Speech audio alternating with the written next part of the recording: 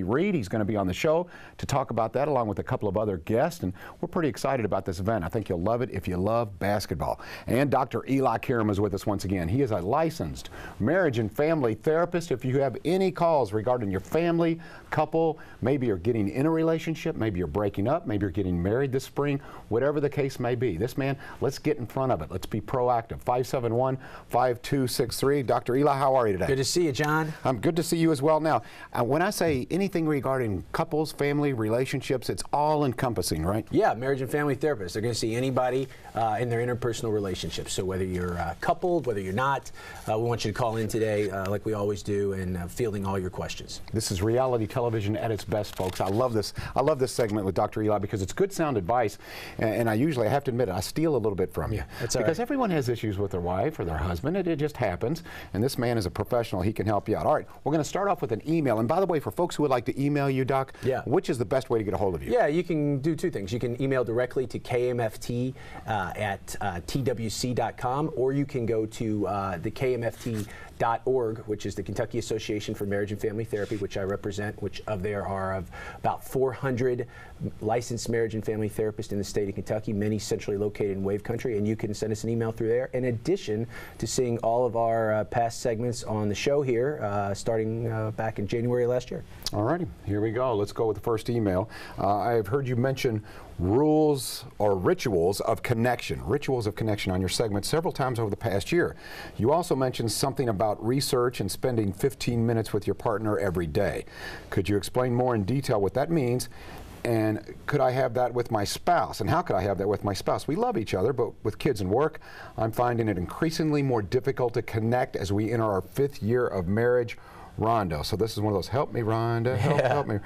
Can you help Rhonda? Yeah, we can help Rhonda. And she sent in an email to the website, like we were just saying. So Rhonda, so I do mention a lot of things on the segment. So one of those things is when you're in a relationship, and you're into your 5th year of marriage, and there might not be any big traumatic event or cataclysmic fight, but you're just kind of stably disconnected. And as you were mentioning in your email, people get disconnected for a number of reasons.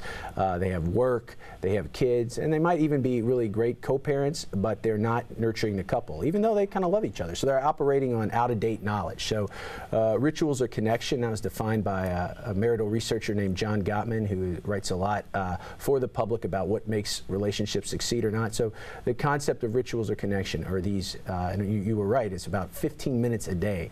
Ritual of connection are things like before you leave in the morning, before departure, reunion, when you get home from work in the afternoon, and then kind of when you go to sleep at night, if you go to sleep at the same time, which is a good habit to get into if you're on the same schedule. So it's how couples connect in those times. So, you know, the nice dates, the gifts, the vacations, those are really good, but they're not practical for every day. So rituals of connection are things you can do to focus on each other, kind of keep knowledge of your partner's world. So it is something you look forward to. It is no screen time. We talk a lot on the show how people can be in the same room, but not really focusing on each other. You got the iPad, you got the TV, the I think a lot of folks out there are nodding, going, yes. I live in that world. Some people are multitasking, have multiple screens in front of them at a time now. Yep. Well, no screen time. You turn everything off, and you just get a sense of that partner's world. What is going on with them? What is happening that day?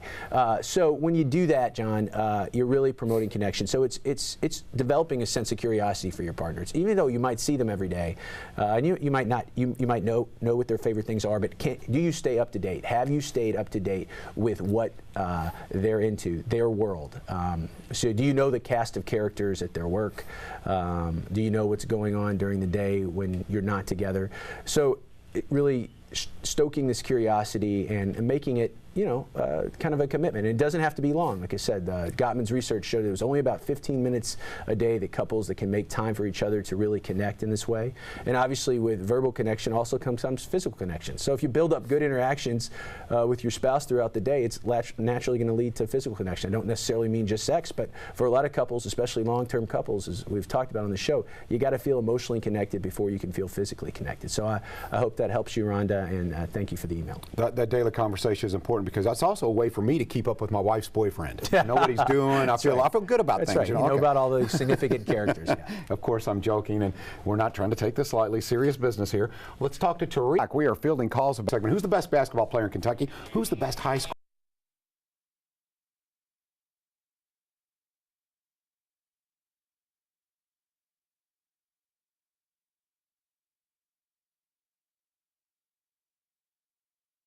I'm Shannon Kogan.